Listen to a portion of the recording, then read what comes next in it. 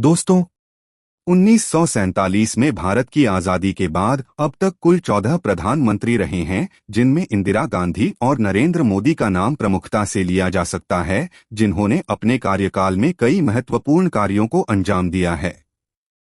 आज के इस वीडियो में हम एक तुलनात्मक अध्ययन करेंगे कि एक राजनेता के तौर पर इन दोनों में से कौन अधिक प्रभावशाली हुआ।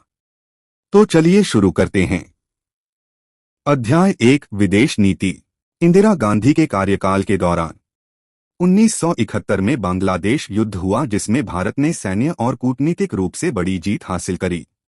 इंदिरा गांधी ने गुटनिरपेक्ष नीति को अपनाया, लेकिन जरूरत पड़ने पर सोवियत संघ की ओर झुकी। भारत को क्षेत्रीय शक्ति के रूप में स्थापित किया। नरेंद्र मोदी ने अपने कार्यकाल में सक्रिय विदेश दौरे किए और व्यक्तिगत रिश्ते मजबूत किए, जैसे ट्रंप, पुतिन, शिंजो आबे आदि से। क्वाड और G20 की अध्यक्षता करके भारत की वैश्विक दृश्यता बढ़ाई। डोकलाम और गलवान जैसे मुद्दों पर आक्रामक रुख अपनाया, लेकिन सीमित सैन्य प्रतिक्रिया रखी। निष्कर्ष: डायनामिक बढ़त युद्धकालीन कूटनीति के लिए इंदिरा, निरंतर वैश्विक सक्रियता के लिए मोदी। अध्याय 2, आर्थिक नीति। इंदिरा गांधी के कार्यकाल में बैंकों और बड़ी कंपनियों का राष्ट्रीयकरण किया गया। गरीबी हटाओ जैसे नारे दिए, लेकिन बाजारोन्मुख नीति नहीं थी। सरकारी नियंत्रण की व्यवस्था रही, जिसके कारण उद्योगों का विस्तार नहीं हो पाया। Narendra Modi GST, make in India, digital India जैसे आधुनिक सुधार की क्रांति आई। नोटबंदी, निजीकरण, उत्पादनाधारित प्रोत्साहन जैसी साहसी पहल करी गई। कारोबार को आसान बनाने पर जोर दिया गया। निष्कर्ष: डायनामिक बढ़त मोदी, आधुनिक आर्थिक सुधारों और जोखिम उठाने की नीति के लिए। अध्याय 3, संकट प्रबंधन। इंदिरा गांधी के कार्यकाल में 1975 से 77 के दौरान आपातकाल घोषित किया गया, लोकतंत्र को निलंबित किया, विपक्ष को दबाया गया। यह एक साहसिक लेकिन विवादास्पद कदम रहा, जिसे आज भी यदाकदा दुख के साथ याद किया जाता है। ऑपरेशन ब्लू स्टार लॉन्च किया गया, जो कि स्पष्ट निर्णय का परिचायक हुआ, लेकिन इसके गंभीर सामाजिक दुष्परिणाम हुए, जिसने आज भी पंजाब की राजनीति को प्रभावित किया हुआ है।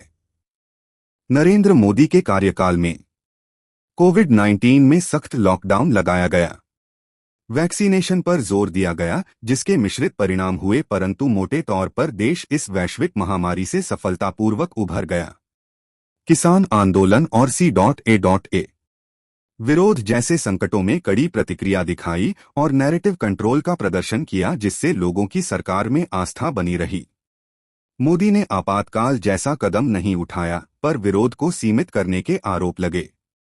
निष्कर्ष: डायनामिक बढ़त इंदिरा को निर्णायक शक्ति के लिए, मोदी को नैरेटिव कंट्रोल और सार्वजनिक संवाद के लिए। अध्याय 4, जनसंपर्क और करिश्मा।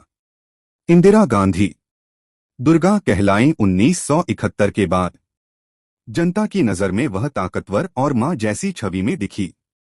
इंदिरा का करिश्मा था आदेश आधारित, अर्थात उनकी सरकार का एक शक्तिशाली वर्चस्व स्थापित हो गया, जिसमें कांग्रेस का ये नारा लगा, इंदिरा इस इंडिया एंड इंडिया इस इंदिरा।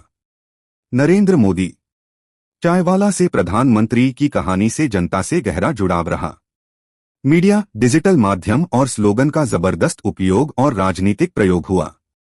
मोदी का करिश्मा है संवाद आधारित, अर्थात जनता के बीच उनकी स्वीकार्यता बहुत उच्च स्तर की है, जिसका परिणाम देखने को मिला इस नारे में, मोदी है तो मुमकिन है। निष्कर्ष: डायनामिक बढ़त मोदी, जनता से जुड़ाव और जनसंवाद की कला में बेजोड़। अध्याय 5, पार्टी नियंत्रण और अंदरूनी राजनीति।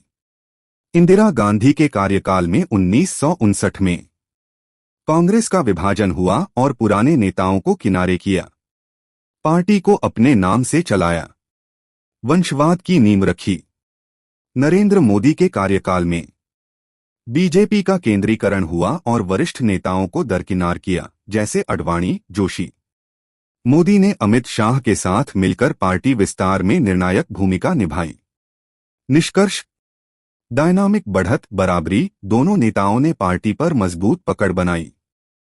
अंतिम विश्लेषण: इंदिरा गांधी पारंपरिक सत्ता और निर्भीक फैसलों वाली डायनामिक नेता साबित हुई। नरेंद्र मोदी ब्रांडिंग, जनसंपर्क और आधुनिक सुधारों में अत्यधिक सक्रिय रूप से भागीदार रहे। दोनों अपने युग के हिसाब से अत्यंत प्रभावशाली और परिवर्तनशील नेता हैं, लेकिन उनकी शैली और दृष्टिकोण बिल्कुल अलग हैं। आपका क्या कहना है इस विषय पर हमें कमेंट करके बताएं। हम आपके सुझावों का भी स्वागत करेंगे। ऐसी और वीडियोस के लिए हमें लाइक करें और शेयर सब्सक्राइब जरूर करें। धन्यवाद। आपका दिन शुभ हो।